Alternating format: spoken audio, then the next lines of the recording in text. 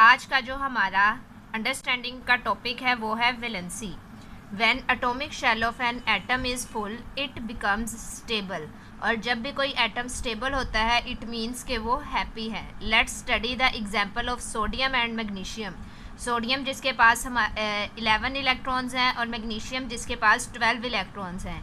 तो सोडियम में total 11 electrons हैं, 2 शेल उसके फिल हैं, यानी पहला शेल में 2 इलेक्ट्रॉन ही आ सकते हैं और दूसरे शेल में जो है वो 8 इलेक्ट्रॉन आ सकते हैं। तो फर्स्ट और सेकंड जो उसका शेल है वो कंप्लीट है, जबकि थर्ड शेल इनकम्प्लीट है क्योंकि उसमें सिर्फ एक ही इलेक्ट्रॉन है। और मैग्नीशियम में भी हमारे पास टोटल 3 शेल्स हैं। फर्स्ट 2 शेल्स जो हैं वो कंप्लीट हैं, थर्ड शेल जो है वो इनकम्प्लीट है और उसके पास सिर्फ कितने इलेक्ट्रॉन्स हैं, 2 इलेक्ट्रॉन्स। और ये हमने पढ़ा था कि फर्स्ट शेल में 2 इलेक्ट्रॉन्स आ सकते हैं, सेकंड में 8 और थर्ड में 18। In order to be stable they have 2 possibilities. Stable होने के लिए 2 पॉसिबिलिटीज़ हैं यहाँ पे।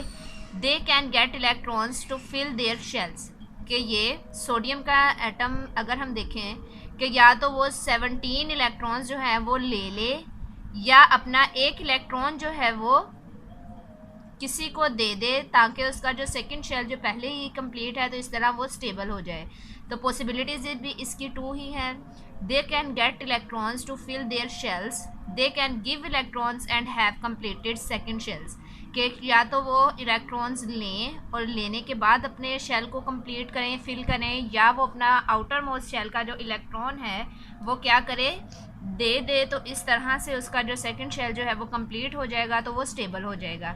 इन case of sodium there is 1 electron in M shell. Third shell जिसे हम एम शेल कहते हैं उसमें सिर्फ एक इलेक्ट्रॉन है। It is easy to lose this electron and have complete L shell. तो ये उसके लिए आसान है कि वो अपना एक इलेक्ट्रॉन जो है वो दे ताकि उसका सेकंड शेल जो है वो कंप्लीट हो जाए। सोडियम लूजेज दिस इलेक्ट्रॉन, तो इसलिए सोडियम अपने आउटर मोस्ट शेल का जो एक इलेक्ट्रॉन है उसे क्या कर देता है, लूज कर देता है। तो इसकी वैलेंसी क्या आ जाएगी, 1। Similarly magnesium will lose 2 electrons and it's valency is 2। इसी तरह मैग्नीशियम जिसकी हमने एग्जाम्पल अभी देखी कि उसके वैलेंस शेल में कितने इलेक्ट्रॉन्स हैं, 2 इलेक्ट्रॉन्स। तो इसके लिए ये ज़्यादा आसान होता है कि ये अपने 2 इलेक्ट्रॉन्स किसी और एटम को जो है वो दे ताकि उसका वैलेंस शेल यानी एल शेल जो है वो कंप्लीट हो जाए। There are many other atoms who are interested in gaining electrons. Oxygen and fluorine are 2 good examples. Their structures are as follow. अब ये इलेक्ट्रॉन्स जो ये एटम्स जो हैं ये अपने इलेक्ट्रॉन्स आसानी से लूज कर सकते हैं, जबकि अब एग्जांपल जो हम अब पढ़ेंगे वो किस चीज़ के बारे में है कि वो वाले एटम्स जो इलेक्ट्रॉन्स को गेन करने में इंटरेस्ट रखते हैं। फॉर एग्जांपल ऑक्सीजन, टोटल उसके 8 इलेक्ट्रॉन्स हैं, के शेल भी उसका जो है वो कंप्लीट है, जबकि उसके एल शेल में टोटल 6 इलेक्ट्रॉन्स हैं, जबकि एल शेल में कितने इलेक्ट्रॉन्स आ सकते हैं, 8 इलेक्ट्रॉन्स। तो यहाँ पे गेन करने की कैपेसिटी जो है वो उसकी कितनी है कि वो 2 इलेक्ट्रॉन्स गेन कर सकता है।